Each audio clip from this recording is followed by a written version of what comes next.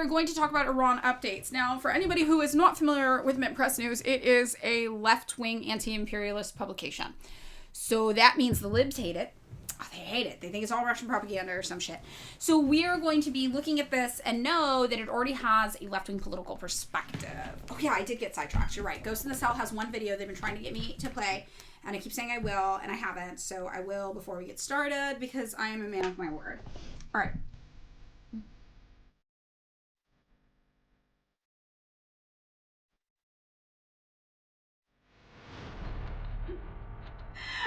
That was quick. That was fast. That was from yesterday. That was from yesterday. You know what? I haven't watched enough Euphoria to hate it. So again, I just walked in on the scene my partner was watching where that one person's getting beat up and the other person's crying about how it's the worst day of their life, and I thought that was a very funny scene, and I stand by that. I don't know anything beyond that. Okay.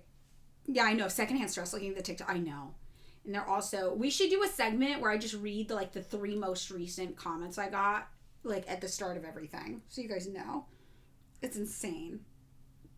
Okay, let's get into it. What's going on with the news? Iranian retaliatory strikes on 3 U.S. bases in the Persian Gulf in response to continued aggression against southern Iran inflicts American losses and throws the future of an already shaky ceasefire into doubt.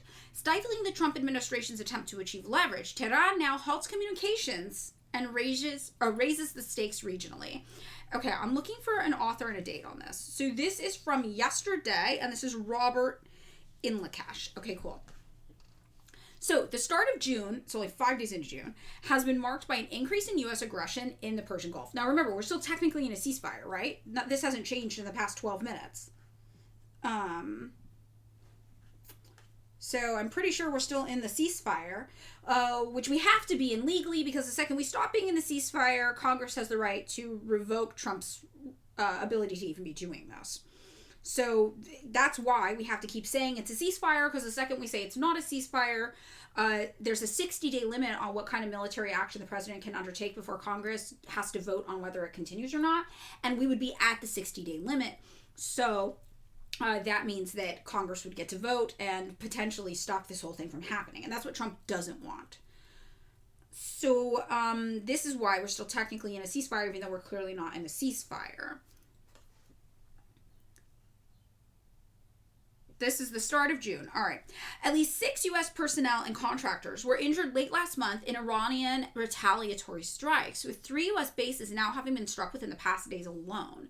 What had been otherwise sporadic low-intensity warfare between Iran's Islamic Revolutionary Guard Corps and the U.S. Navy, right? That's like our ceasefire, no, you, right? Has taken place since the imposition of the temporary ceasefire on April 8th, recently evolved into a scenario that could initiate a return to full-scale war. Following the Iranian downing of a hostile U.S. MQ-1 attack drone over the Persian Gulf, American forces decided to launch a series of strikes on military sites located in Iran's Gorok and Keshem Island. Despite U.S. Central Command's claims that they responded to an IRGC provocation, the action in question was the Iranian air defense shooting down their attack drone. So, U.S. sends a drone, Iran's like, bang, bang, no thanks, and then the United States is like, okay, we're striking your military sites, boom, boom, boom, boom, boom. All again, during the middle of a ceasefire that only needs to exist politically, because if the ceasefire does not exist, Congress has the right to stop Donald Trump from doing all of this, and he's worried they will. So, on June 1st, Tehran announced that it had carried out retaliatory strikes on U.S. forces stationed at a base in Kuwait, from which they said the ceasefire violations against its territory were carried out. The drone strike, not a drone strike, but the attack drone that they struck down, At least 2 ballistic missiles were fired towards U.S. bases located at a distance of around 40 kilometers from the Iranian mainland. While CENTCOM announced that no American personnel were injured in the attacks, leaked reports had emerged revealing a number of casualties had been inflicted amongst U.S. service members and contractors stationed at Ali Al-Salam base at the end of May. Okay, so this is major. So this is proof that they are lying to us about the casualty numbers, right? They are lying to us about how many Americans are dying in this war. And this is confirmed, right? Confirmed. So we know it makes sense logically they would lie to us about this. But we have long speculated a lot more people are dying in this war than the U.S. military is telling us. And it turns out, we have evidence of this. We have leaked reports showing that people are dying. At least 2 ballistic missiles were fired towards U.S. forces located at a distance around 40 kilometers. So this is what was responsible for this. And it says on June 2nd, the IRGC also responded to U.S. strikes on southern Iran, launching its largest wave of missiles and drones at 2 U.S. bases in Kuwait and America's 5th Fleet headquarters in Bahrain. Initially, U.S. Central Command denied any damage from the attack. We got a little hyperlinky. Show me. Okay. So the United States denies Iranian claim of strike on 5th Fleet headquarters. This is a picture of it, and the United States is just like, that didn't happen. Which is crazy. We're literally out here just like, no, we're winning. Nothing is hitting us. We're good, guys. We're safe. Yeah, this is funny, I guess, in that like, oh God, kind of funny way, right? But satellite imagery later revealed impact on hangars, shelters at both Ali Asalam Air Base and Camp Buring Base in Kuwait. Okay, so that picture wasn't of that. Sorry, that picture was of something else. But still, there was damage, yes. And they lied about it. In addition to what appeared to be smoke rising from Sakhir Air Base in Bahrain, CCTV footage of a drone striking a terminal at the Kuwait International Airport also emerged on the following day, which Washington is yet to address. On May 27th, Kuwait announced that it had shot down a single Iranian ballistic missile fired towards U.S. forces stationed inside the Gulf nation, stating there was no damage nor injuries from the strike. However, U.S. sources speaking to ABC News days later revealed there were, in fact, injuries, unspecified number, caused to American personnel and contractors, attributing the casualties to falling debris from the allegedly intercepted missile. All right, so we're doing some semantics. We're like, no, they didn't bomb and kill us. They bombed something, and then debris fell, and then it killed us. Okay, we're doing a lot of semantic wordplay here. So this was apparently what they linked to. That said there were no injuries or casualties. Kuwait shot down the ballistic missile. The American and Kuwaiti military said no damage or casualties were reported. But then it turns out that was a lie. Let's call it like it is, and we're linking to here again, U.S. soldiers injured during Iranian missile attack in Kuwait, report says. It's not listed who, though. So the ballistic missile attack was the most significant strike carried out by the IRGC since the beginning of the ceasefire and came after U.S. strikes against Bandar Abbas in southern Iran. On May 25th, the American Navy had opened fire on 2 IRGC speedboats near the Strait of Hormuz, killing 4 Iranian personnel and triggering retaliatory fire towards their warships. Since the ceasefire was implemented, following intensive Pakistani mediation, Tehran has expressed its frustration at the U.S. violating the terms of the truce. A major condition of the temporary ceasefire agreement has been the inclusion of Lebanon in the deal, which the Israelis have since failed to comply with. What's been happening in Lebanon is just so fucking devastating. And I just want to say, part of what is so devastating about Lebanon, I'm just going to interject here really, really fast. I want to show you guys this. So this is something I worked on when I worked on the Megan Adams campaign. And I'm going to show you this video, if I can find it, because it's quite sad. We did an event in Little Arabia for Megan Adams, and somebody who spoke at the event was Lebanese, and their family was from this town in Lebanon that by the time I finished editing the video and putting it out, the town had been completely destroyed and taken over and was like bombed by Israel. So at first they were talking, like, this was not the original nature of the discussion going on regarding what she was talking about. She was just talking about Palestine. She's like, yeah, this is, where my family's from. And from this area, I could look down and see Palestine, see the destruction in Palestine that Israel had brought to it, blah, blah, blah, blah, blah. By the time I edited and released the video on Megan's page, that same destruction that she was talking about seeing in Palestine had been brought to the town where her family was from. And it was one of those moments where I was just like, oh God, this is like so upsetting. It's really, really, really upsetting. I'm trying to find this video, see if I can find it. I'm so sorry. I don't know where it is. But, yeah, it was really, really alarming. I'm looking.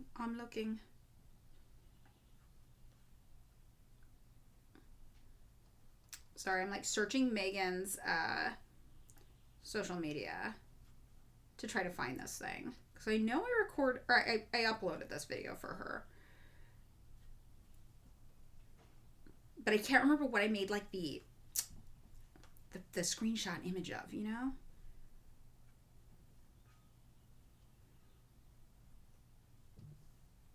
I'm searching. Is it this?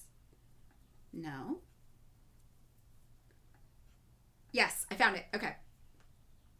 So this is the video. Visiting my paternal grandparents. It was in 2016. I visited a museum that was formerly the Camp Detention Center. This detention center held Lebanese political prisoners during the Lebanese Civil War. And during the Civil War, there were countless human rights violations committed at the center by Israeli military forces on Lebanese political prisoners, including torture and sexual violence. The Camp Detention Center was on top of this hill, so you can get a pretty good panoramic view of the area around it. You can even see occupied Palestine from where I was standing. And I remember looking at the destruction that was all around me, and looking beyond the border fence into occupied Palestinian territory. What I saw there were these pristine, beautiful, huge homes in occupied Palestinian lands, those are actual Israeli homes, Israeli and homes. it was juxtaposed with this destruction that I was seeing right in front of me. And we all know what happened since then, the genocide in Gaza. That's backed by both the major political parties in the US, Democrats and Republicans. Entire lineages of families lost for Israel to continue their military expansion project in the Middle East and to line the pockets of the billionaires that profit from the military-industrial complex. And recently, we've seen this violence expand to other parts of the Middle East with this new war in Iran. We, as working-class people, cannot continue to sit here while $1 billion a day is being sent to the U.S. military occupation to fight this war in Iran, while we're all sitting here starving, dying, and losing our housing, losing our healthcare, losing our education. We live in California. We are the richest state in the country. We produce over 14% of the nation's gross domestic product. And so the things that our state chooses to invest in can drastically shape the funding available for war and occupation. We need candidates in California that are willing to stand up against the U.S. military occupation and completely divest California's economy from war. On her first day in office, Megan will introduce her California Reinvestment Program that will take this fund and invest it into programs that actually benefit Californians. So make sure to vote. Okay, so that video, she was talking about her town, right, that she grew up in, or that her family's from, rather, that she would go visit as a kid. And, yeah, now that town, Kiam,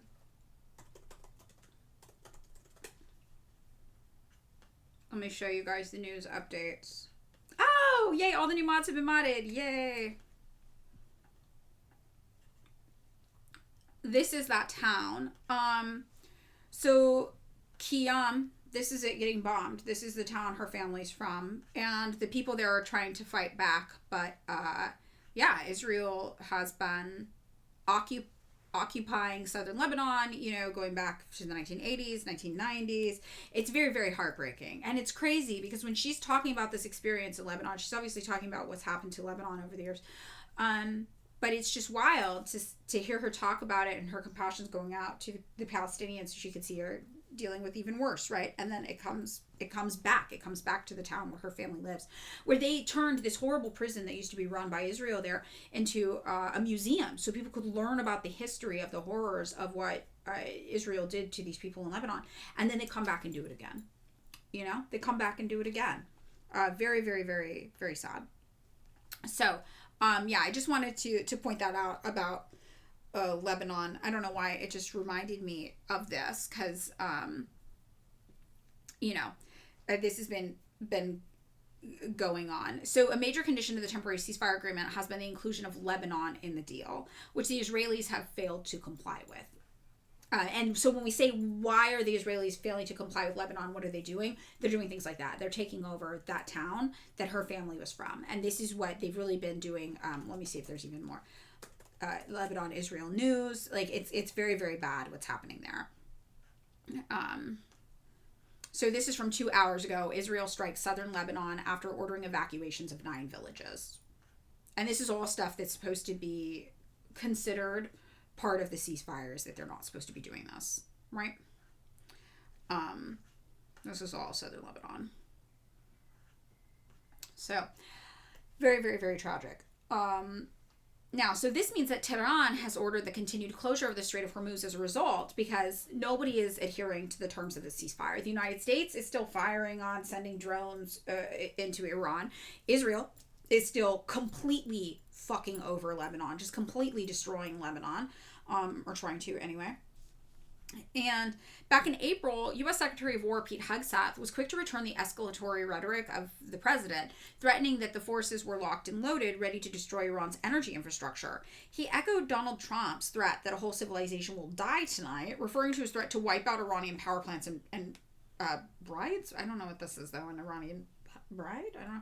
A blatant violation of international law, and speculated to have been hinting at the use of nuclear weapons. On June 1st, in addition to Iran's ballistic missile strikes on U.S. forces in Kuwait, it also adopted the launch of a cruise missile striking the MSC Sarskat V ship that the IRGC says is affiliated with American Zionist interests.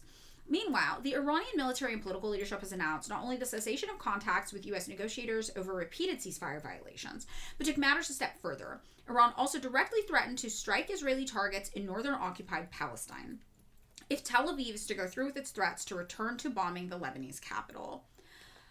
So that would be pretty major. Israeli Prime Minister Netanyahu and his defense minister Israel Katz had announced their intention to strike southern Beirut on Monday morning, but halted the implementation of the strikes following Iran's threats.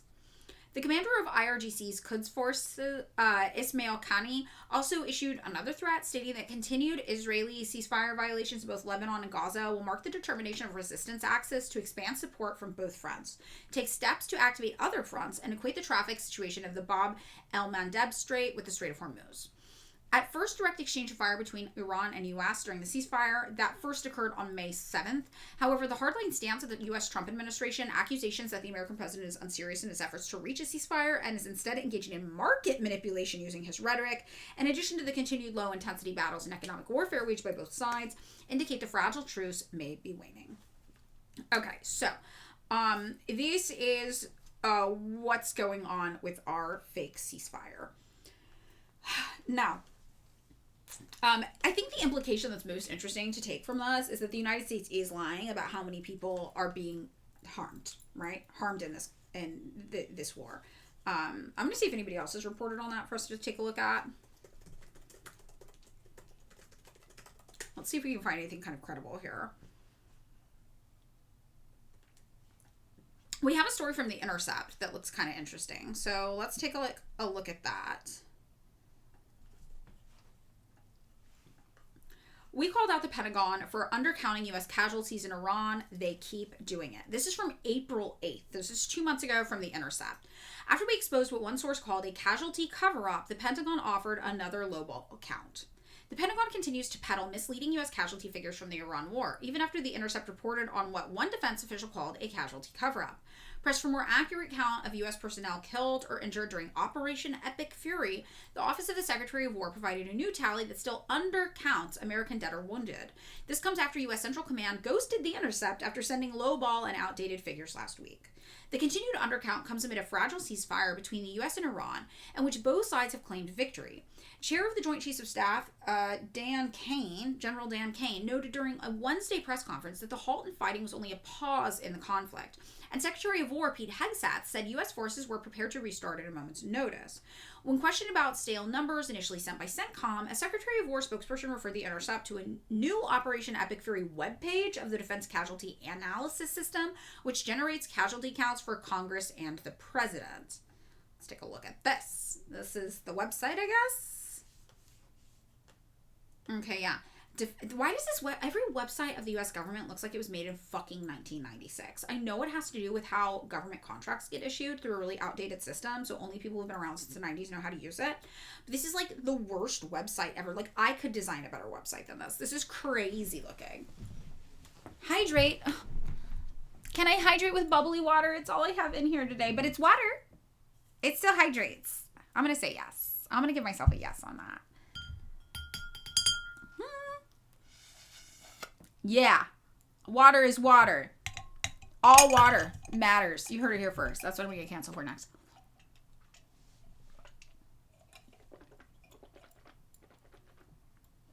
Okay. Carbonic acid? Carbonated water? Is that carbonic acid? Is that true? That can't be true. I'm refusing to believe that information. You've lost 2 separate debates trying to substitute coffee for water with your hydrated water.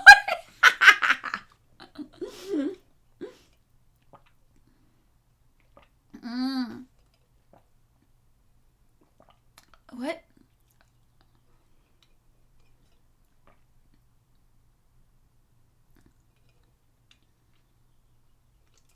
Bad for your teeth? Somebody just said my teeth looked really white.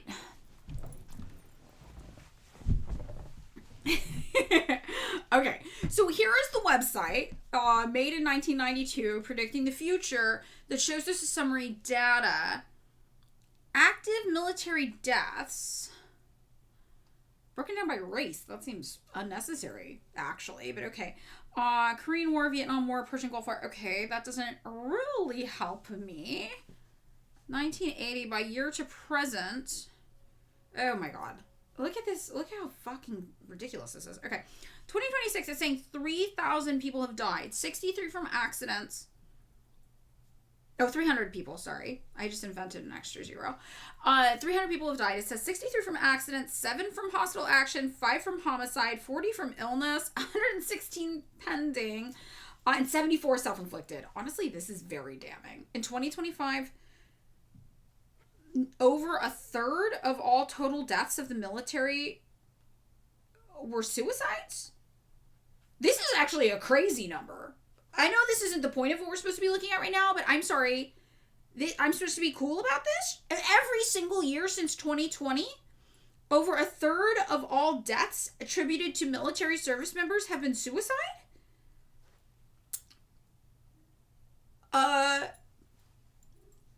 That seems like pretty... I don't know. That seems like worth reporting on. That's pretty crazy. Like, I knew joining the military made people suicidal, but that's like a lot. That's like a lot. It's like a third. Damn. They're seeing some shit. Okay. So this is the website. Now, The Intercept is like, these numbers for 2026 aren't accurate. They're like, this is not accurate. None of this shit is accurate. So this is what The Intercept is calling out. They're like, okay, we were like, these numbers don't seem real. So then they sent us to this webpage. All right, so that's the Defense Casualty Analysis System. That's what we just looked at, the DCAS. So DCAS counts 13 hostile and non-hostile U.S. deaths during the war, listing out their names. Missing from the Pentagon tally, though, is Major Sorfly Davius, a signals and communications officer with the New York Army National Guard, who was assigned to the headquarters of the 42nd Infantry Division and reportedly died of sudden illness while on duty in Camp Buring, Kuwait, on March 6, 2026. According to Representative Mike Lawler, a Republican from New York, who gave a talk during the memorial service for Davius last month, he passed away while deployed to Kuwait in support of Operation Epic Fury. Kane also recognized him while honoring our fallen from the war, and he was not included on this list. So if he's not included, who else isn't included? The Pentagon did not reply to prior publication for a request to comment on why Davius was missing from the casualty rolls. The military's count of those injured and wounded is even more flawed. And that was just a guy who died of illness. Remember, they kept track of the people who died from illness. So when we look at the people who were injured and wounded, The Intercept said last week multiple military personnel were injured when a U.S. F-15 was shot down over Iran and an A-10 Warthog crashed near the Strait of Hormuz. One of the Air Force officers from the F-15 who was rescued by U.S. Special Operations Forces during a Saturday night mission, for example, was bleeding rather profusely and injured quite badly, according to President Donald Trump, but CENTCOM has failed to provide The Intercept with updated casualty figures reflecting these and other wounded personnel.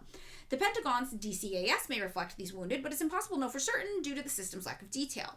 CENTCOM has not replied to more than a dozen requests for clarification over the past week, since claiming to The Intercept in a March 30th email that since the start of Operation Epic Fury, approximately 303 U.S. service members have been wounded. On its website, the DCAS states that its goal is to provide the most accurate reporting of military casualties possible, yet it posts conflicting counts of troops injured in Operation Epic Fury. One page titled Casualty Summary by Casualty Category lists 372 troops wounded in action, 23% higher than CENTCOM's claims to The Intercept. On another page, though, Casualty Summary by Month in Service, DCAS lists an even lower ground total wounded in action of 357, and both counts were updated the same day, April 8th. Okay, so this website's bullshit, is what we're learning. This is all some fucking bullshit, okay? So, putting aside its internal data discrepancies, the way the system defines casualties also offers a skewed image of the conflict. Though the DCAS tracks non-hostile deaths, meaning individuals killed in accidents or by illness, it does not include non-hostile injuries. For example, the DCAS figures show that at least 63 Navy personnel have been wounded in action, but what it doesn't show, and what the CENTCOM casualty figures also exclude, is more than 200 sailors treated for smoke inhalation or lacerations due to a March 12th fire that raged aboard the USS Gerald R. Ford before it limped out of the war zone for repairs. The number also doesn't include a sailor who suffered non-combat related injury aboard the USS Abraham Lincoln, as it was involved in a strike mission in support of Operation Epic Fury on March 25th. The Department of War did not reply to a request for comment on why DCAS tracks non-hostile war zone deaths but not non-hostile injuries or illnesses. It's impossible to know how many other casualties have been kept under wraps. After an Iranian missile attack on Al-Assad Air Base in Iraq on January 8th, 2020, during Trump's first term, the administration peddled a complete fiction to the public. No Americans were harmed in last night's attack by the Iranian regime, Trump said at the time. We suffered no casualties. Soon, though, the Pentagon would acknowledge there were actually casualties and proceeded to adjust the figure upward at least 5 times, with CENTCOM ultimately admitting 110 troops suffered traumatic brain injuries. That's wild. Just 100 people with TBIs that, like, they were like, everything's fine. Everything's so fine. No, everything's so fine. An Inspector General report released in November of 2021 indicated that the number of brain injuries may have been even higher because the Department of Defense could not determine whether all service members were being properly diagnosed and treated for TBIs in their deployed settings. Trump claimed nobody was even injured in a Saturday rescue mission that involved hundreds of special operation troops and other military personnel. During a Wednesday press conference, though, where Hegseth echoed this, claiming there were 0 American casualties, we saw that blast symptoms like traumatic brain injuries would take time to manifest. So there's not a way that they would even know that, right? And that's if they said the military even bothers to assess them. Not a single thing we've done has put an American troop in more of harm's way, Hegseth said on Wednesday. But current and former Pentagon officials say the War Department failed to adequately protect U.S. personnel on bases across the Middle East, forcing troops to retreat to hotels and office buildings during Epic Fury. And do you guys remember the footage of the bombings that people were taking from hotels? So that's why we got all that hotel footage. They were literally just being kept in regular civilian hotels. Very interesting. U.S. bases in Bahrain, Iraq, Jordan, Kuwait, Qatar, Saudi Arabia, Syria, and the UAE have also been targeted by Iranian drones and missiles. Retired General Joseph Votel, a former head of Central Command, recalled that U.S. troops in the region have faced drone attacks for at least a decade. At the time, we identified a need to protect against this threat, and it's taken far too long for the DoD to respond and provide adequate protection for our deployed troops. He told us to The Intercept, referencing drone attacks during the campaign against ISIS in the spring of 2016. It was a known expectation that, if attacked, Iran would retaliate against our bases, installation, and forces, and I agree that we should have anticipated and been prepared for this inevitability. While much of the focus on U.S. forces is centered on air and naval power, it is the Army, whose soldiers man the interceptor missile systems on those bases, that has suffered the most casualties, 251 according to DCAS statistics. The Army is only now seeking sensors designed to assess blast overpressure, the sudden onset of a pressure wave from explosions from enemy munitions, and the blasts from weapon systems employed by soldiers themselves. This can lead to cognitive impairment. I didn't know about this. Blast overpressure leads to cognitive impairment and adverse effects on brain health, including TBIs. Trump has long dismissed brain injuries as headaches and not serious. What? Just got a little headache. It's fine. This is wild, especially when you know that TBIs can, like, fundamentally alter your entire personality and even sometimes can lead to people acting violently or aggressively. Wasn't there that wrestler who had the TBI and then killed his whole family, and everyone thinks that the TBI is what caused him to kill his own family? TBI, MBD. Chris Benoit. Yes, exactly. Transfox Girl 1312. Yes, Chris Benoit. Yeah. So this is like, this must be like a millennial thing we remember. We'll just do the wiki. Oh, double murder suicide. Yeah. So he was a Canadian WWE wrestler who murdered his wife and their 7-year-old son and then killed himself. And people think that he had chronic traumatic encephalopathy. encephalopathy, brain boo-boo, a neurodegenerative disease linked to repeated trauma to the head. Yes, and so this became a huge thing in WWE, that these wrestlers were getting massive TBIs, basically, that were permanently altering them. Family annihilator in the parlance of true crime girlies. He was a family annihilator, yes. Encephalopathy. New words are fun. Yeah, same thing happens to retired football players to varying degrees. Exactly. I know Madeline pronounces things a segment. So basically, blast overpressure is a sudden onset of pressure waves from explosions of enemy munitions and blasts from weapon systems that the soldiers themselves. So you're getting fired at, you're dealing with blast overpressure. You're firing at other people, you're dealing with blast overpressure. And this blast overpressure has been found to lead to traumatic brain injuries. And Donald Trump is like, that's not a thing. That's just a headache. It's not serious. Crazy work. So CENTCOM claims the vast majority of injuries of the current war have been minor, but these people could be permanently fucked up for life from us, right? A real man, Marxist Gamer Zero says, does not complain. You take it in silence, and then you just murder your entire family one day, as God intended. I salute you, soldier. TBI is a U.S. national pastime. That is very, very true, Weepcore. Very, very wild. I would have a very hard time pronouncing names in South Africa. I believe it. I have a hard time pronouncing names everywhere. That's why the Italian accent helps. You just do anything in an Italian accent, and it sounds kind of fun, even if it's wrong. Yeah. It was very, very wild. Okay, so of the 13 deaths counted in DCAS, 6 were killed in a drone strike on Port Shuaiba, Kuwait, and a soldier also died due to an enemy attack on March 1st, 2026 at Prince Sultan Air Base, Saudi Arabia. If the USS Ford injuries were added in the Navy count, the service would take over the top spot with more than 264 wounded. DCAS also counts 39 Air Force personnel wounded in action and 19 Marines. More injuries are on the horizon. And this is an older article, obviously. It's well known that when operations tempo increases, such as during a war, troops' mental and physical health suffers. Last year, even before the war, an article in a professional journal published by Army University Press warned that the relentless demands from training, overseas rotations, and deployments significantly affect service members' physical and mental health, leading to wellness issues and influencing military readiness. Continuous operations without adequate recovery intervals worsen stress-related illnesses, causing a hazardous balance between duty and health. I think this is really interesting. I'm going to share with you guys another video since I have all this video footage. I wish I hadn't deleted all the original videos, but it's okay. I actually still have it on my phone. Maybe I could find it. It's an interview with a service member who later became a vet against the war. So it goes along with what we were talking about yesterday.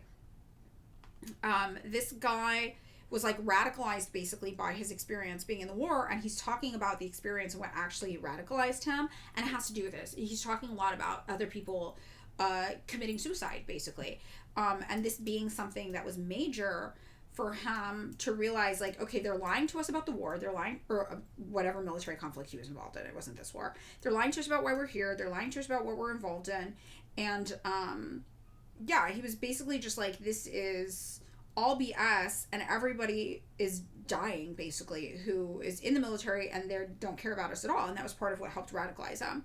So, I think it's actually a pretty good video, and I want to share it with you guys if that's okay. I think it's in here. Yeah. It's a 6-minute video. Are you guys okay with that? Listening to him talk?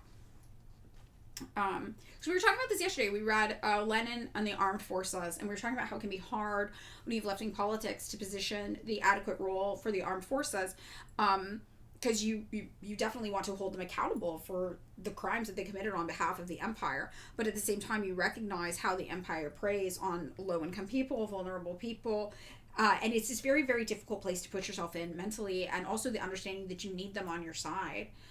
We need them on our side. So, working with Veterans for Peace, etc., which we do out here in California, that stuff's actually really important to our coalition building, but it is hard. And one of the things that helps is these servicemen will be the first people to be like, I did fucked up, unforgivable things, and I expect to never be forgiven for them.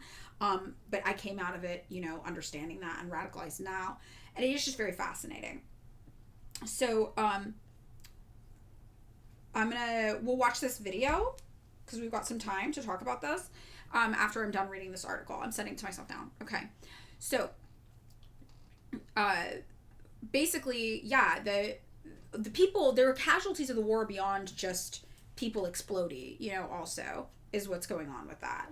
Hold on just a second. Let me grab this video and make sure it actually ended up there.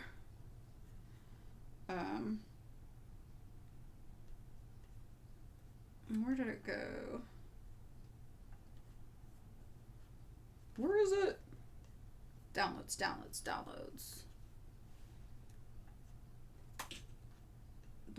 Sorry guys, hold on, I'm looking for this thing.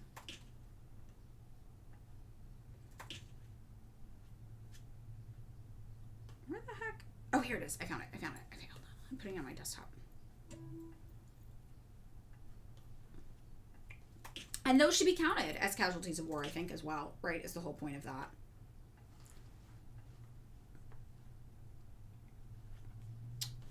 All right, so that's what they're talking about here, a hazardous balance between duty and health, your psychological, your physical, and mental health. The Pentagon wants $200 billion in supplemental funds to pay for its war in Iran, but money for long-term healthcare for veterans of the Iran war will likely push the climate price tag into trillions of dollars. Around 50,000 U.S. troops are deployed around the Middle East, where the United States and Israel, as well as Iran and its proxies, have struck fuel depots, oil facilities, and military sites, all of which release noxious substances shown to negatively affect human health. If they file disability claims at the rate of extremely short 1990 Gulf War, 37% of whom receive compensation today, this alone would add $600 billion in cost over their lifetimes, according to Linda Bilmaz, the co-author of the $3 trillion War, The True Cost of the Iraq Conflict. So this is interesting too, because then of course, obviously we're paying the healthcare costs associated with this, which is not considered a cost of the war either. You tried soy curls, Marxist Chemo Zero? Right? They're really good, right? And so cheap. It's so great. Yeah, if you guys are vegan, soy curls, very cheap and very good. Okay, so here are the other Intercept stories about this. The casualty cover-up, the Pentagon is hiding U.S. losses under Trump in the Middle East. That's what's going on here. And this is talking about troops wounded or killed in the Middle East since October 2023. This was the original report that the Intercept did that they were referencing. So we know they are lying to us about the number of people that are injured and died. We know that now. The U.S. war machine, they say, is built on decades of lies, according to Truthout. The assault on Iran is no exception. Trump's endless falsehoods about Iran, the Iran war, build a long history of U.S. military myth-making. And I think this is important for us to remember, too, to contextualize it, right? The first casualty of war is the truth. The truism, understandably repeated at the outset of each new U.S. war, is proving itself once again. With all evidence pointing towards U.S. responsibility for the February 28th bombing of Shajara Tayyiba Elementary School, which we now know that was confirmed, right? This is an older article. Trump claimed the attack was done by Iran. In spreading this blatant misinformation, Trump was not in fact shattering presidential norms, rather he was continuing a White House tradition. Back in 1945, in a public statement announcing U.S.'s atomic bomb strike on Japan, President Harry Truman falsely described the city of Hiroshima as an important Japanese army base. In fact, the overwhelming majority of those killed were civilians. The bomb targeted thousands of school children, including nearly 6,000 who died as part of service patrol near the center of Hiroshima. In Nagasaki, more than 1,400 students and teachers at Shiroyama Elementary School were killed. But like most students attending U.S. schools after World War II, I was taught that dropping the atomic bombs saved lives. Long before George W. Bush asserted that Saddam Hussein had weapons of mass destruction, dubious claims and outright lies served as pretexts for the U.S. to launch major wars. A jingoistic fervor following an explosion on the battleship USS Maine prompted the Spanish-American War in 1998. In 1964, LBJ cited a phantom battle to push the Tonkin Gulf Resolution authorizing military intervention in Vietnam. Trump stands out mostly because he made little effort to sell his lies before going into the war. And this is really, do you guys remember when this all started? A lot of the older heads involved in political journalism were surprised that we didn't get more of a sales pitch. And we read some articles in that on our stream where they were like, okay, like we know the Iraq war was bullshit. We know the war on terror was bullshit. But we at least got like an 8-month long press tour telling us that we had to do it because Saddam Hussein had weapons of mass destruction. which we know isn't true. But like, we didn't even get a bullshit press tour on this. Like, we're just supposed to go along with this. We haven't even been sold on it. And this is really, I think, the only thing that's different than business as usual. And this is what they really say here in this Truth Out article. Trump stands out mostly because he made little effort to sell his lies before going into the war. In his primetime address on April 1st, 2026, he retroactively offered his first attempt to justify the war, claiming without evidence that Obama's nuclear deal made Iran a greater threat. I didn't even know that he did that. He was like, it's Obama's fault. And that Iran was on the cusp of aiming missiles at the American homeland. Calling truth a casualty of war may imply, however, that truth survives between wars. The reality is that militarism and warfare state are sustained by lies which stretch over decades. The ideology of American exceptionalism is driven by the myth that U.S. intervention plays a unique role in spreading freedom and democracy around the globe. Keeping the public uninformed and miseducated has been a key tactic to tamp down dissent. The most common and continuous form these lies take is omission, erasing the pattern of U.S. war crimes from military records, history textbooks, public memory. This record of erasure has proven so effective that many of those speaking out against war crimes do not seem to understand the degree to which they too have been miseducated. Mauish, 90% of his justification has been that the JCPOA was a bad deal and that let Iran have a nuke. Oh, I missed that completely. That's so funny. Of course it's Obama's fault. That's some Khrushchev Stalin energy. Essentially Stalin's fault. Stalin did it. But it's Obama, so they're two Khrushchevs. The New York Times' David Wallace Wells recoiled at the notion of a mass civilian massacre being treated by U.S. officials as the normal cost of waging war. And this was having to do with the Trump administration's response to the school bombing. Like, it's not a normal cost of waging war to slaughter, over 100 school children. That's not normal. That's not a normal cost of war. Now, I would actually argue that it is what the kind of stuff that typically happens in war, and that's why all wars that are not of a liberation mindset, right, need to be avoided at all costs. I would argue that it actually is a normal thing that happens in war, which doesn't make it good, but is exactly why war should be avoided. And we look at situations like Ukraine and Russia, and when people are like, how can you think that Russia aren't the bad guys for starting this war? It's like, well, because I know the history and I know that Russia tried to avoid this war happening since the year 1990 and was very explicit about what they would constitute as a threat to them. They tried to negotiate multiple times. Only one entity in this scenario, which is actually trifecta of sorts, because it's the United States, and NATO, the United States, the EU as an entity, but I would say led by the US, Ukraine and Russia. Only Russia's who tried to negotiate to avoid war. And avoiding war did not seem important to the United States or Ukraine. Otherwise, they would not have pursued NATO membership, right? So I think that's really interesting. So to me, I'm like, this is a normal thing that happens in war. So when people are like, but, Russia, these bad things happened during the war that Russia did to civilians. Yeah, bad things happened to the war that Ukraine did to civilians too. Civilians are often harmed in war. That is normal. It's not good. It's not okay. It's not acceptable. But that is why all war should be treated as a very serious thing to be avoided, especially when it's not a war of liberation for the working class, right? It should always try to be avoided in these situations. And we don't take it seriously like that. We don't really care. Of course. So I think that in many ways, Trump was more correct than this author. That is a normal part of doing war.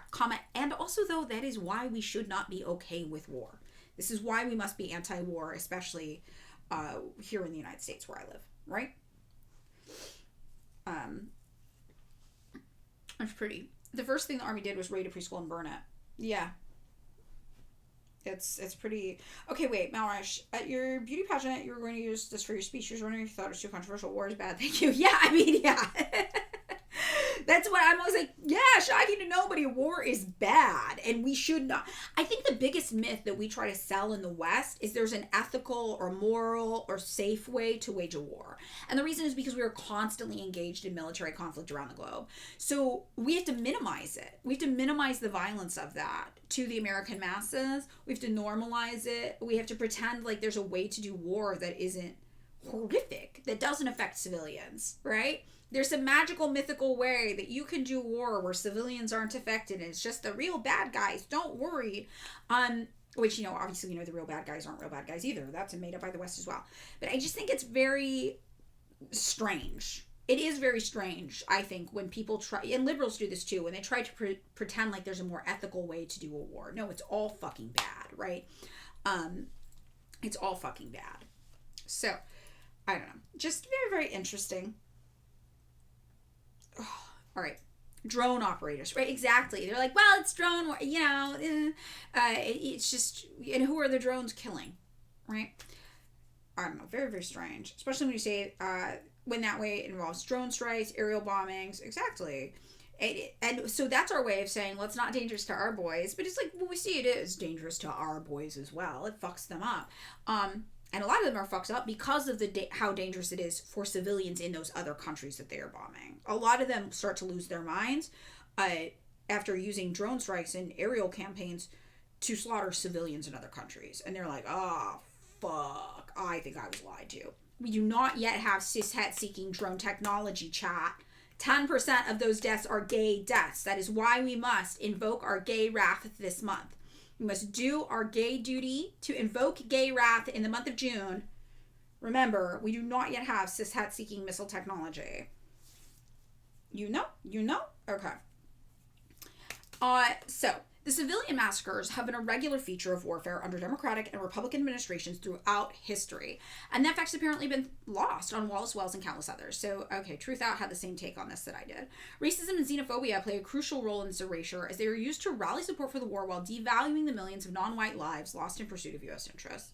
As General William Westmoreland said bluntly during the Vietnam War, the Oriental doesn't put the same high price on life as does a Westerner. Crazy. In this way, war-related lives have been integral to the formation of our national identity. This is particularly true for the series of wars stretching across East, Central, and West Asia since the late 19th century that I researched for my book, American Peril, The Violent History of Anti-Asian Racism. Rudyard Kipling's invocation of the white man's burden in his 1899 call for the U.S. to colonize the Philippines was unmistakably racist, but in its time, it was meant to be instructive. Waging the savage wars of peace required Americans to shed their childish innocence and embrace the brutish nature of imperial power. The message was sadly taken to heart by U.S. troops in the Philippines, where lynching, torture, concentration camps, and mass murder became all too common.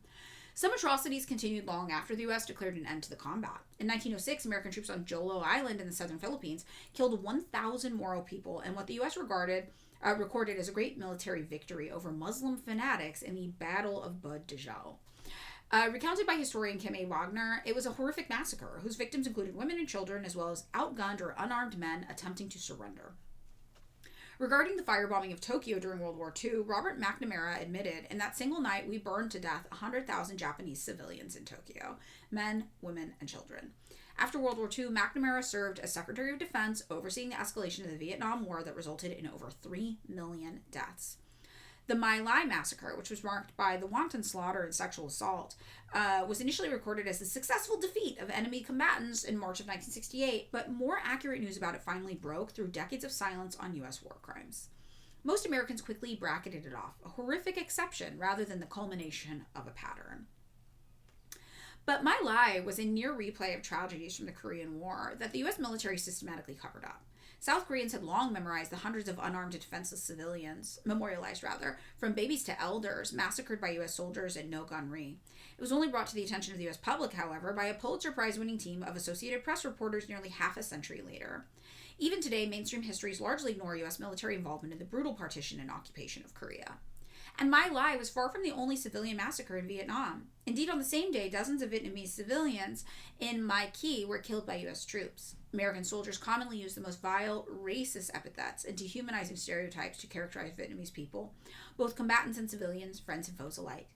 Murder, torture, rape, abuse, forced displacement, homes burning, special arrests, and imprisonment without due process, as author Nick Turst documented in Kill Anything That Moves. These were virtually a daily fact of life for Vietnamese people. I also want to say, for a while, I dated someone who was Vietnamese who also dated a now famous pop star. And the pop star wasn't yet famous at the time, and because I'm non-monogamous, so they were dating at the same time that I was dating them. And they went to a Hollywood kind of industry party, and this music guy got super, super trashed and called my Vietnamese partner at the time like a slur, like the G slur that American servicemen used for Vietnamese people during World War II. And so my partner was like, okay, we need to leave. As famous as Taylor Swift, I will tell you that. And was like, we need to go. And the girl was like, okay, I'm staying though, because my career is important. So, and that's kind of how they stopped seeing each other. Yeah. Pretty wild. Yep. And that was in like 2005 or something like that. I don't know.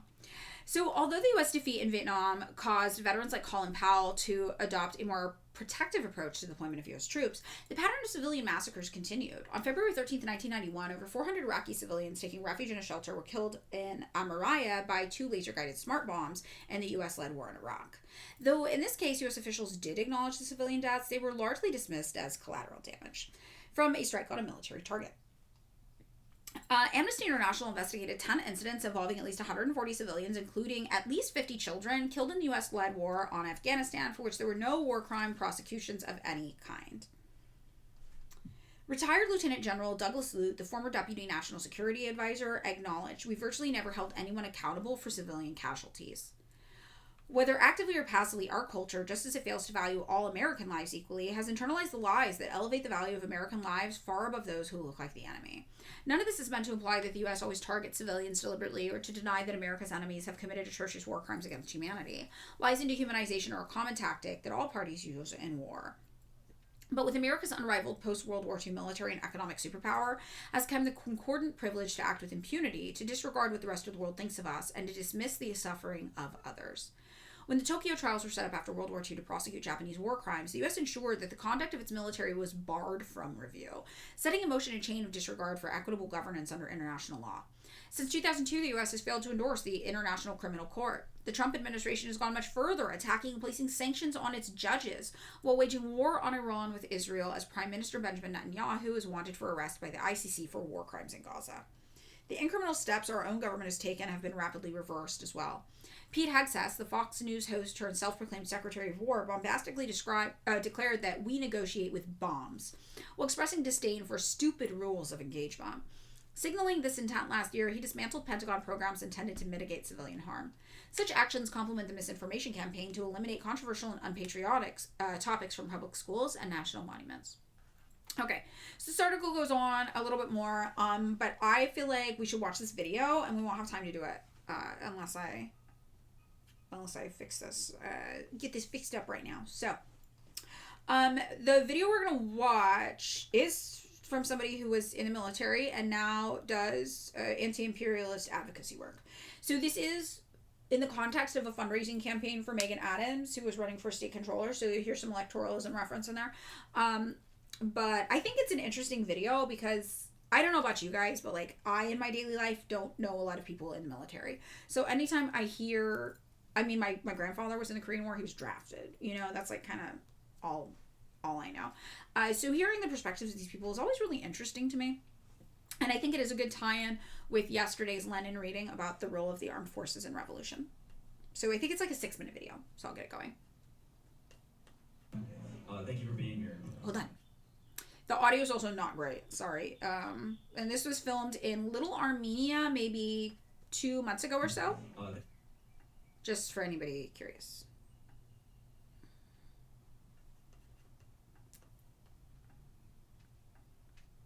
Thank you for being here. My name is Julio Vergara. I'm a Navy veteran. I served for 6 years with 3 deployments. When I first started drafting this speech, I was going to talk about my last deployment, about how almost a year ago our deployment was extended during Operation Rough Rider. How that extension put us in hostile environment during active military operations. I was going to give you the version people expect, the tense moments, incoming drones, cruise missiles, carrier strike groups operating under real threat. The kind of story that sounds dramatic and intense, the kind many people think military service looks like. But the more I sat with it, the more it felt wrong. Not because it wasn't real, it just wasn't the part that stuck with me.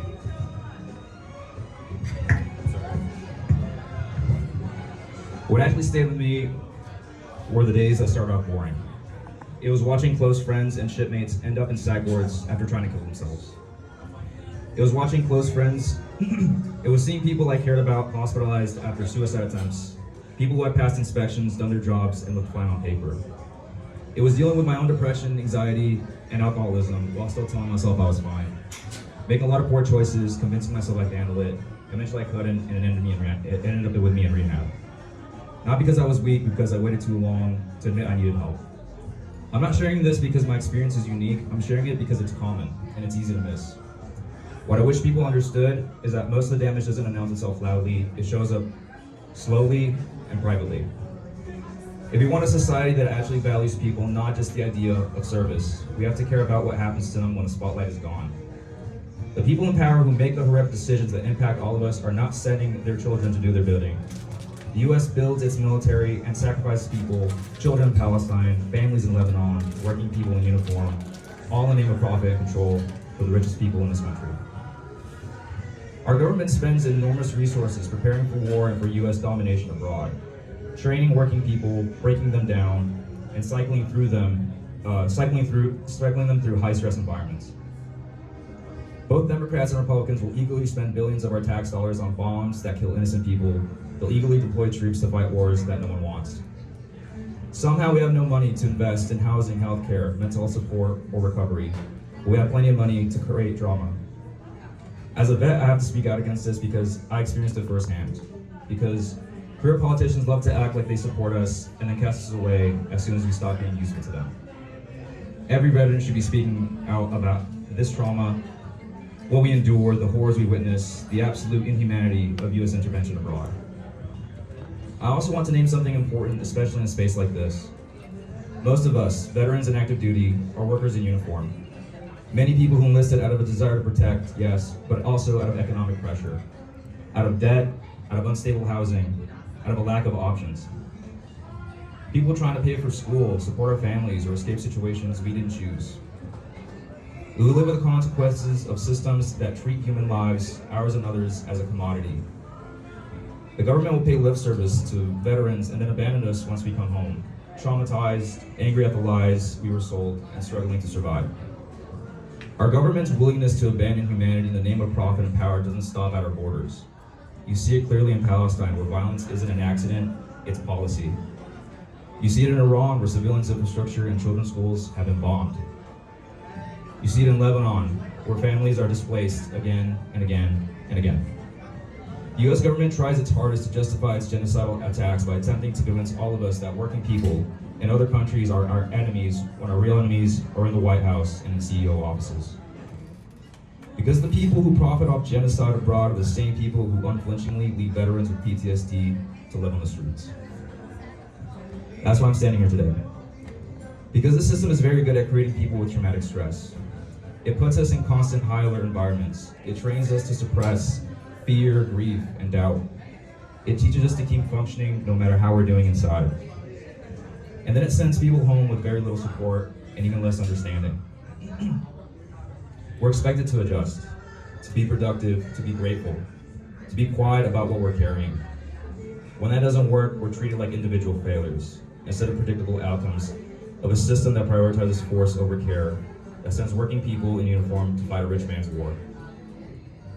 What I went through and what my friends went through happened because we live inside a system built around militarism, one that creates trauma, hides its cost, and causes the damage necessary. Watching what that system did to people I served with made it impossible for me not to see what it's doing to Palestinians, Iranians, and people in so many other countries, where the violence isn't hidden, delayed, or individualized, but imposed openly, collectively, and continuously. That's what drew me to Megan Adams and this campaign. It is a program that focuses on investing in care and divesting from war and violence, on compassion instead of silence, on disrupting the conditions that produce trauma instead of ignoring people once they're already suffering. Megan is running for state controller, a role that decides how California's public money is invested. Right now, as Maya said, billions of our public funds are tied up in weapons manufacturing and war-driven industries. Megan is showing us that we can choose different priorities, that we don't have to keep funding genocide overseas while people struggle at home. The same resources used to create trauma could be redirected into social housing, community-owned energy, and jobs that actually sustain life. I'm here because I believe we can choose to invest in care instead of conflict and build systems that stay with people long after the uniform comes off.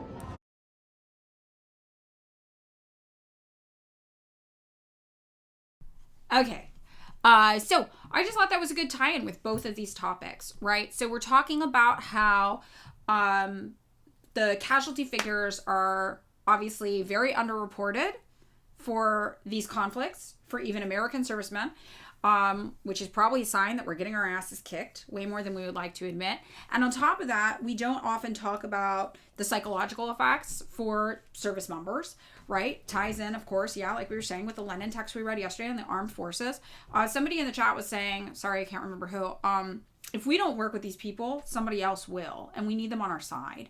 And a lot of these people do come back very radicalized, very, very radicalized. Look at Aaron Bushnell. He was serviceman, right? So people come back horrified by what they've experienced. And for a lot of people, this is how they get radicalized. And again, that doesn't mean that they're instantly absolved of their participation in war crimes, etc. But they will, they will recognize that themselves. And it's part of what leads them to great psychological distress. When we looked at those figures that the U.S. was reporting on, nearly a third of all of their reported military deaths were suicides because people cannot get past what they have done, what they have experienced, what they have seen, and how horrible it is. So these are deaths from combat as well. These are deaths from combat as well. These are also things that we don't talk about. Water. And of course we know, as he said, they target you when you're low income, when you're not white. Think about those ads. Have you guys seen those? I guess they're not technically ads, but the videos on TikTok lately that have been like a lot of people of color in the military talking about how they got their first house and they're eating so good and all the food, like they're giving us lobster in the military. And it's propaganda designed to lure low income, mostly people of color, into fighting in these wars. And he said in the video, right, he said, they're not sending their kids to fight in these wars. They're not. And that's true. Poverty draft, exactly. Oh my god, you're at the event? I wish you would have said hi. If you ever see me out in public, guys, you can come say hi. It's not weird at all. I did a photo shoot yesterday for my brand, and the model knew who I was from Instagram or from like TikTok, social media. And at one point was like, "Oh, you're vegan too, right?" And then later was like, "Is it weird that I knew you were vegan?" And I'm like, "No, that's not weird. It's fine. I put my life on the internet. Like, I like meeting you guys. I like it. So you can always see me." Yeah, Trump is a draft dodger. Exactly. Donald Trump's kids aren't going to fight in any war we put together. And there's a reason for that. I remember you too old for Twitch. We met in Fresno. You were there with your son. With your child. It was cute. Yeah, you guys can always come say hi. Okay. So with that, we've got 30 minutes left. You know what that means. Chat, it is time for map. Are you ready for map? Are you ready for map? I'm ready for map. I'm so ready for map. I've never been more ready for map. All right. What are we doing with map today? I feel like today is Uzbekistan Day. It is what I'm thinking about map. As usual, you can just be like, "Oh my god, hi, I'm in the Twitch stream, or I follow you on Twitch, or I watch your Twitch streams," whatever. People do that sometimes. They're like, "Oh, I watch your streams." And I'm like, "Oh, cool." You were in Larry's chat and you were talking about map. This map? Were you talking about this map? Our map? Literally the map? No, yeah, you can everybody come say hi to me all the time. Yeah, that's okay. No, I will know what you mean. I am also terminally online. I told you, I have a parasocial relationship with you all too. I try to make you all mods. So I think today we're going to talk about chat is requesting a spray bottle emote for horny gulag. Okay, hold please. Let me add it to my to-do list. And I'll also add putting this video in.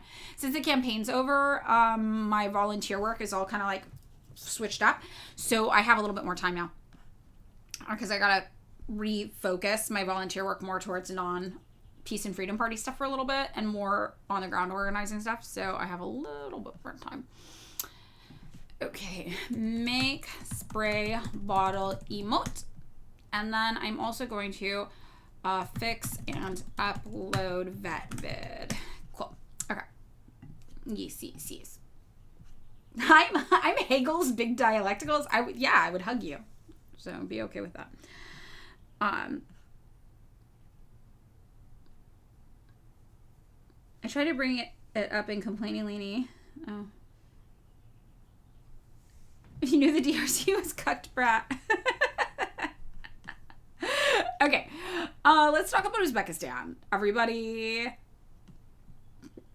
let's do it. I'm going to pull up our baseline, our little starting out points here. Yes, we're doing it.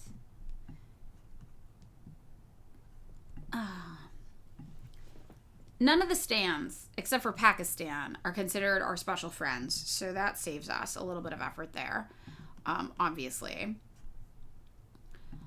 But we're going to take a look at the Hyperimperialism Report. Great resource again. We're going to take a look at the 2025 NAD report. Great resource as well. I tried to nice say it at first. I was like, we don't need that. Oh, how I was wrong. Oh, how I was wrong. We do need it. It's been very helpful. All right, so I'm searching. All right, we have 6 mentions in the NED report. Uh-oh. Let's go. So, Uzbekistan joined in 1992. This makes sense. Fall of the USSR, destruction of the USSR, rather, in 1991. No U.S. sanctions, no U.S. military intervention, no U.S. bases. They're a member of the Shanghai Cooperation Organization. They voted yes on the Gaza ceasefire, and they abstained from a Russia withdrawal vote. Interesting. And we're spending a lot of money there, I'm guessing, from the NED report. We're trying to lure them. We're trying to lure them. I can see it. You can already tell. You can already tell. Okay, we got anything else of interest here? No. That's it. Okay. So, going over here, Ned is saying, in countries such as Kazakhstan and Uzbekistan, citizens more openly questioned Russian influence and voiced solidarity with Ukraine. Did they? They're trying. They're trying over there.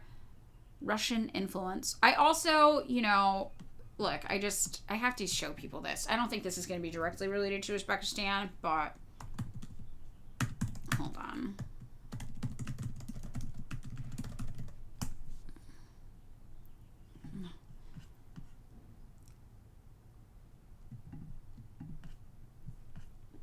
I'm looking for this thing to show everybody.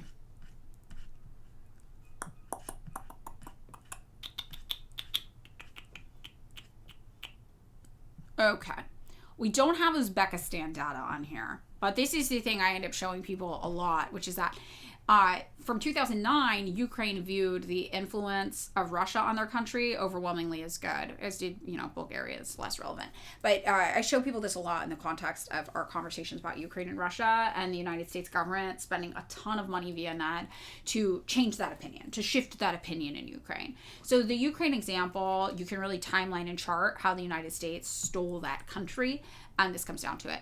So when we look over here at the parallel being drawn with Kazakhstan and Uzbekistan in the year 2025, and they're like, now citizens are more openly questioning Russian influence. Well, remember, in 2009, 46% of Ukraine said the influence of Russia on their country was good.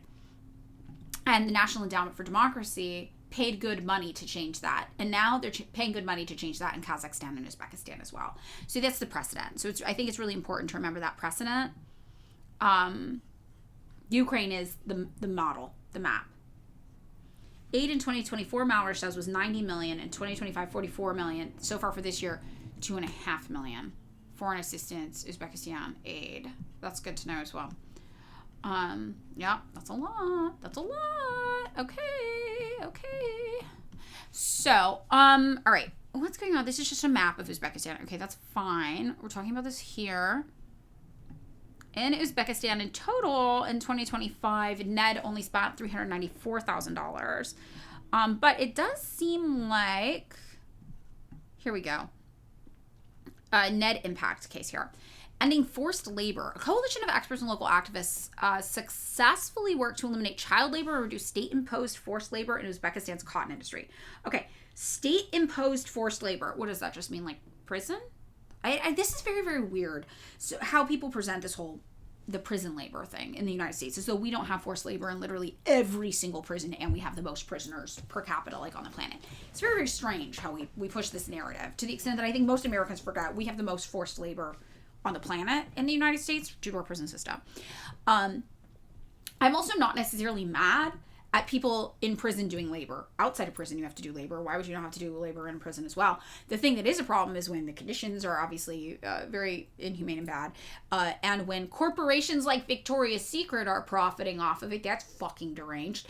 And also when people are literally being locked up to become slave labor. That is the case here in the United States with the black population, right?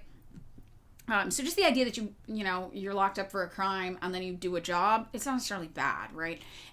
Realistically, the state would be used to do that to rich people after a socialist revolution.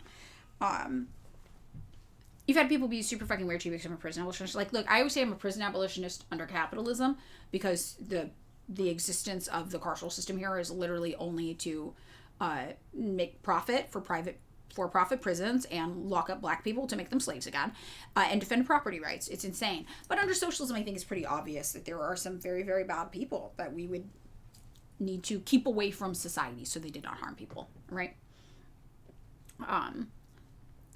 Too old for Twitch would never use slavery in the gulag. I would make people do some community service. I would. I think in a gulag, I would be like, go clean that up.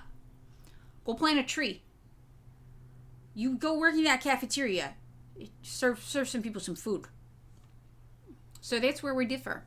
In my gulag, you do work. You work in my gulag. Mm-hmm. Oh, it's opt-in. Oh, that's nice. That's actually really nice of you. Yeah, you're a nicer gulag runner than me. Go oil up your comrade. Kubashi is running the horny gulag. I can't speak to what happens over there. Okay, mine's the non-horny gulag. Mine's the regular gulag.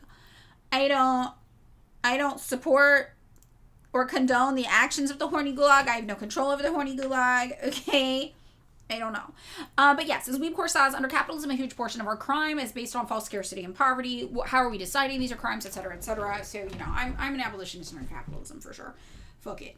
It doesn't make people safer also. Being in prison makes you statistically more likely to commit crimes and reoffend again here in the United States, which is crazy. We would be safer as a community if we just stopped using prisons altogether. But one of the banger drops in the Ramsey debate during the campaigns out here in California, Butch Ware was talking about being an abolitionist, and Ramsey went after her and was like, well, I'm not an abolitionist. Very obviously the prisons are being used now to lock up our people because Ramsey's black, these horrible things. But I'm not an abolitionist because I think you need to keep them around so you can lock up the billionaires afterwards. We gotta lock them away. We gotta lock up the rich people for what they've done to us. And I was like, so easy to understand. That's such an easy way to explain it to people, right? Yeah, there is a use for those, actually. It's not how it's being used now. Or to lock up these rich people who are fucking us over. So, alright. So, we're doing some weird thing about forced labor in Uzbekistan. I never trust that when I see that. Because I'm like, do you just mean a prison system? If so, why is the United States out here trying to tell people about forced labor? We have the largest forced labor institution on the planet. Per capita, anyway, based on our population. And U.S. context, for-profit prisons selling labor is insane. It is insane. It is so fucking insane. It is like actual, like literally this process was introduced because once slavery became illegal in the South, all these plantation owners were like, what the fuck are we going to do now? So they created programs where they could literally rent labor from local prisons, and that incentivized the prisons to go lock up all of the people who had formerly been enslaved on these plantations, and then basically rent them back out to the plantations. So it was like they just literally people had to go back and be enslaved on the same plantations they had just left. They just got locked up for a crime first. A random crime, like just standing on a corner or not having a job was a crime, like all this crazy shit. So yeah, literally insane. Works here. But whatever, I just think that's weird. Weird of us to do this shit in other countries. Okay, so that is what we were doing in Uzbekistan. And it says here, we are promoting human rights and strengthening civil society, propaganda campaigns, supporting investigative journalism, propaganda, developing local independent media, propaganda, promoting human rights and strengthening civil society, propaganda. We're doing a bunch of propaganda work there. All right, that's what we're doing there. So, it's not super high numbers, but it's significant. Something's going on. Instead of killing the Emperor of China, they made him get a real job as a janitor. Yeah, Yeah, that's what I'm saying. I'm like, just do a job. Go work a job. Yeah. That's so funny. Okay, so let's look at the news. So what's going on? I'm guessing we're going to see that they have favorable trade relations with Russia and China. The United States doesn't like that. We're trying to woo them to us. Blah, blah, blah, blah, blah. I'm guessing that's what we can expect here from Uzbekistan.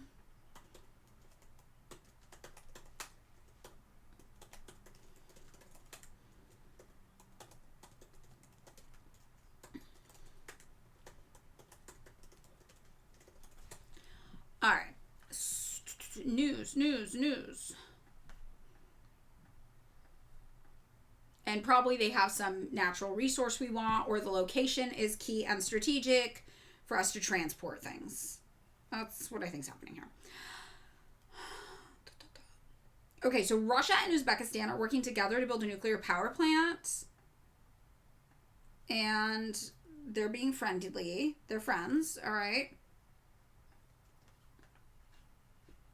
Russia and Uzbekistan on Thursday, this is from yesterday, began construction of a nuclear power plant in Uzbekistan, the first of its kind in post-Soviet Central Asia, the Kremlin said, to help meet the growing regional demand for power. Putin and Uzbek President Shavkat Mirziyoyev, that's fun, oversaw the start of the construction via video link from St. Petersburg, where they held talks on the sidelines of Putin's flagship annual economic forum. The project is located in Uzbekistan's central eastern Jizak region, which borders both Tajikistan and Kazakhstan. The plant design combines two types of nuclear reactors, two large units with capacity to produce about 1,000 megawatts each, two small modular reactors that each generate around 55 megawatts, and the nuclear power plant, expected to meet around 15% of Uzbekistan's power demand, is being constructed by the Russian state nuclear corporation Rosatom, using Russian technology, including small modular reactors and a loan, Putin said. The fact that Russia and Uzbekistan are implementing such a truly flagship high-tech project is a vivid example of the friendship and alliance between our two countries and demonstrates the successful and dynamic development of the Russian-Uzbek strategic partnership, Putin told Mirziyoyev. Last month, Russia signed an agreement with Kazakhstan to build the first nuclear power plant in Central Asia's largest country at a cost of around $16.5 billion, partially covered by a major export loan from Moscow. Moscow considers the Central Asian region, rich in energy, resources, and critical minerals, its traditional sphere of interest, at a time when China and the United States are also expanding their influence there. Okay, so this is exactly China and Russia helping countries remain energy sovereign in two similar ways. Yes, exactly. So this is very interesting. This is exactly what we anticipated, again, just by looking at the NED report mostly and how they voted on the Russia-Ukraine war. This has been the two biggest predictors. All right. So Putin slams Western sanctions as damaging to the global economy. He is correct. This is from today, the story in the LA Times. At Russia's St. Petersburg Economic Forum, Vladimir Putin blasted Western sanctions as destabilizing global finance, warning asset freezes erode trust in the dollar and euro, and accelerate a shift towards a multipolar world. So yes, let's see what this has to do with Uzbekistan. Saudi Arabia sent a large delegation this year to the forum, and the presidents of Uzbekistan and Tanzania and vice president of China were also present. This is kind of all that we've got. And here's a picture of the Uzbekistan president. Okay. So Uzbekistan and China, they had some toys. That's not very interesting. Neither partners nor rivals. Russia and China in Tajikistan. Okay. Just kind of vibing. They're just vibing. Uzbekistan tour. Okay, not much. They're exporting dried vegetables. They got some deals. Okay. Uzbekistan Interpol to cooperate with Israeli police. Right.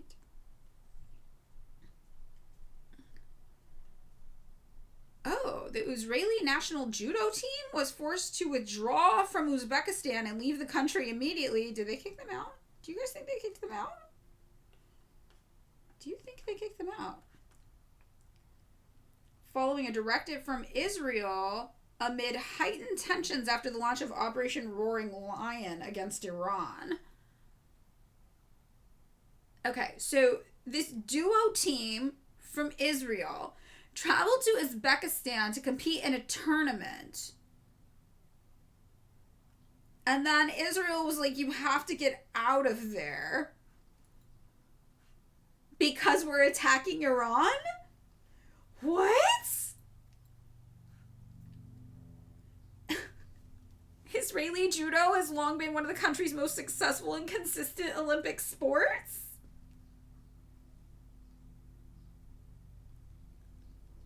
Why did they have to leave? Because wait, what? Oh my god, I'm so confused. What? Why did Operation Lion force Israeli judo team to leave Uzbekistan? That's a real sentence. That's a real question. Why? I do not understand what's happening. Security directives. This is from the Jerusalem Post. All right, Israel, tell me why. Okay. The dramatic development unfolded as concerns over the security situation escalated. The duo traveled to Uzbekistan to compete. They were instructed to halt participation and depart immediately. Why are you telling me about the freaking judo team? I want to know why. Did they think Uzbekistan was going to, like, kill them or what? How based is Uzbekistan right now? This is what I'm trying to figure out. Is this an indication of basedness on the part of Uzbekistan?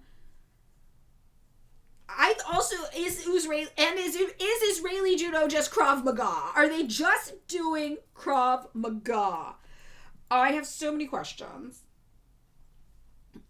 They fled to Central Europe. They weren't even called home. That makes it seem even more like they're like, Uzbekistan is going to hate us for what we're doing to Iran. So this makes it, doesn't this make it seem like Uzbekistan might be based as fuck? I think it is just Krav. Somebody said Krav Maga. Wow. Krav Maga.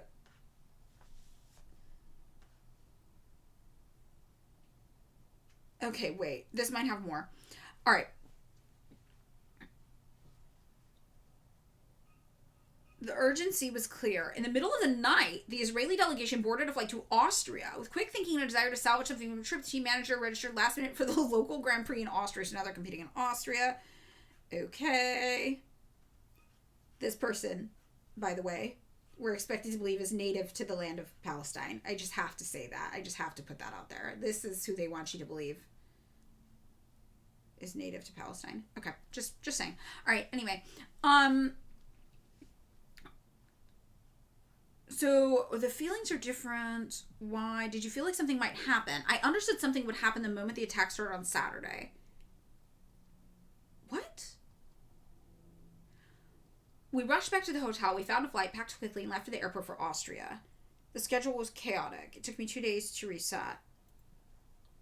Why? Nobody is asking why? Why? Why? Why? Nobody's saying why. Nobody is saying why. Okay, we're never going to know why. I think that this is a sign. I can't prove it, but I think this is a sign of Uzbekistan basedness somehow. I think they literally were like, Uzbekistan is not going to be happy that we are fucking up Iran, and our precious, precious judo duo team will be at risk. They will not be safe in Uzbekistan because the people of Uzbekistan will hate Israel so much for what we're about to do. This is what I think is happening. Okay, so let's get into what's going on with Uzbekistan and the United States. Okay, so Uzbekistan is allocating $7 billion for Gaza, for the reconstruction of the Gaza Strip. Kazakhstan, Azerbaijan, UAE, Morocco, Bahrain, Qatar, Saudi Arabia, Kuwait, and Uzbekistan. That's not a good sign. That is not a good sign, though. That does not sound good. Oh, Uzbekistan is primarily Muslim and the population doesn't like Israel because of that. Interesting. But why are they... And look at the other countries. No, because why are you doing what Azerbaijan, the UAE, and Morocco are doing? And Saudi Arabia? Why are you in that list? Why are you in that list? I give the Board of Peace some leeway, right? Isn't like Belarus, Vietnam, they feel like maybe they can get a little more influence and sway than outside of the UN. Okay, the Board of Peace, that's fine.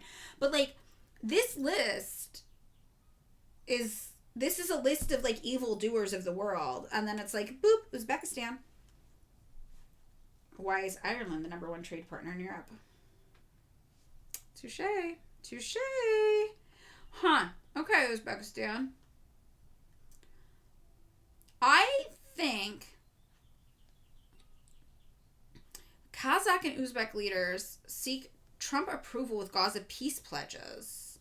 I think they're treacherous energy. I think they might be treacherous energy. Okay, the decision by Kazakhstan and Uzbekistan to join U.S. allies in the Arab world and providing cash and other help for the reconstruction of Gaza marks another moment in efforts to force, and this is from our propaganda, U.S. propaganda, this is Radio Free Europe, Radio Liberty. All right, so we're painting it like these people want to be in the West so fucking bad. They're joining Indonesia, Kosovo, and Albania. Okay. Both Kazakhstan and Uzbekistan need U.S. support. It's been 35 years since our independence. Have any U.S. president visited our region? This is the Kazakh diplomat Dulat Bashkiev. Okay. Our independence, our sovereignty becomes stronger when it's supported by the U.S. So, the question is, are they cocked brat or are they treacherous energy? Are they more naturally aligned with the resistance, but they're plotting ways to get closer with the West, or are they actually more aligned with the West, but the West is snubbing them and Russia's like, don't worry, chat, I'm here. Which one is it?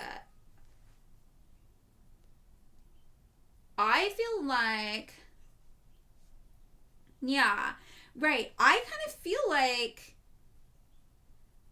they're not the resistance at all. I kind of feel like they're a cucked brat. The only problem that's even sadder is they're cucked like extra hard. They don't even want to be brat. They're just like, I have no option but to brat. That's what I think. I think they are a cucked brat. Okay, so here's what we know about Uzbekistan. All right. We know that they're building a nuclear power plant with Russia. They abstained from voting on the Russia-Ukraine withdrawal. They are contributing money to the United States fucked up plan in Gaza, and their foreign minister, what was his role? He is the former diplomat who says that they need the United States to secure their sovereignty. Very cucked energy. They have a judo team. We do know that. Wait, there's more in this article. This is Kazakhstan, not Uzbekistan. Hold on. Okay. Uzbek President Shavkat Mirziyoyev. This is older. No, this is new. Okay. They just spelled his name differently. That happens sometimes. With different languages. Presented plans for an Uzbekistan quarter in Gaza with housing, schools, kindergartens, healthcare facilities, and community centers. The plan sits alongside other Gaza reconstruction plans pushed by Washington, which present the war-ravaged region as a luxury holiday riviera. Uzbekistan says it plans to draw on experience it gained rebuilding earthquake-affected areas in Turkey. So back in the day, that would have been Turkey at its most evil. It's highly evil. He is one former diplomat, and this is Radio Free Europe, Radio Liberty. Not trustworthy. This is USA great vibes. So Uzbek political analyst Alishir Ilkamov said it's about prestige and a reputation, but also about closer relations with the U.S.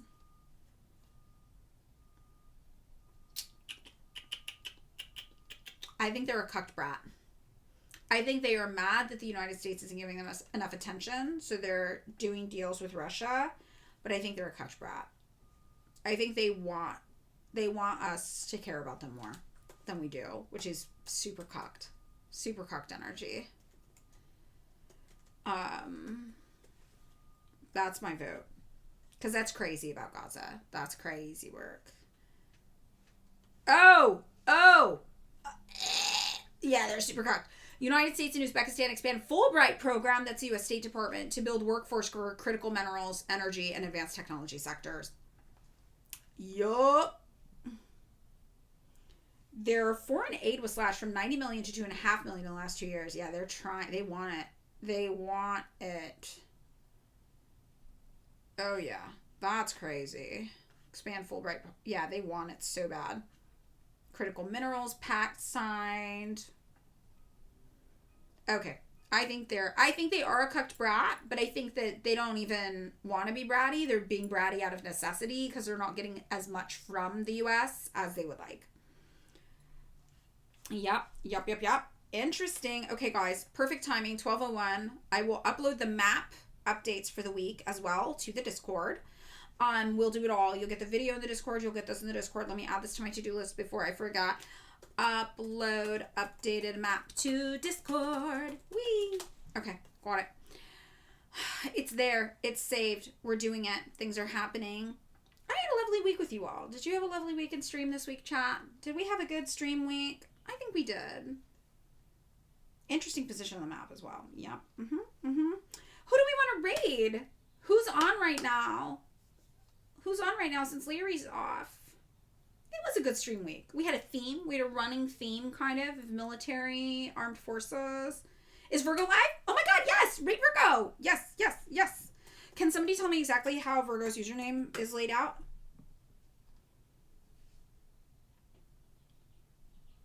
Yeah, let's raid Virgo. We'll raid each other. Circular raid day.